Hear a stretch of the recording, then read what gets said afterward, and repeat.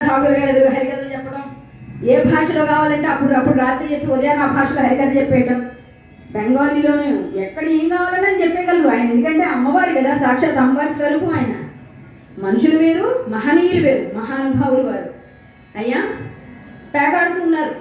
రాజుగారికి అన్నిటికన్నా పెద్దది ఏమిటండి, ఆసో గీసో అంటారు కదా, అది ఎక్కువట. అది వేశారు. మన దాసుగారికి 3 కింగులు పడ్డాయి, ఈయనకి 3 ఆశలు ఏవో 3 పడ్డాయి.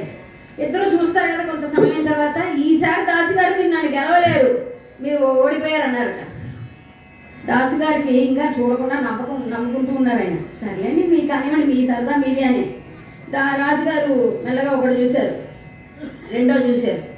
నేను అన్నదే నిజమైందండి దాసుగారు, ఈసారి మీ ఓటమి ఖాయం అన్నారు అని మూడోది కూడా తిప్పారు.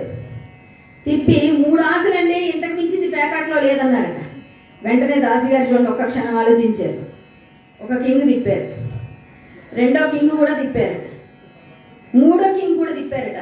ఏముందండి దాసిగారు, 3 ఆశలు ఎక్కువ కింగుల కన్నా అన్నారు. అయ్యా కింగు కన్నా కూడా ఆశ ఎక్కువ అని మీరు ఒప్పుకుంటే ఈ డబ్బులే నేను ఓడిపోతానన్నారు.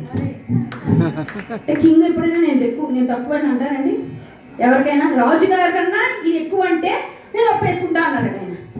లేదండి మీరే గెలిచారని మొత్తం 10 దాసు గారికి ఇచ్చేసారు. కింగ్ ఎప్పుడైనా ఒప్పుకుంటారా?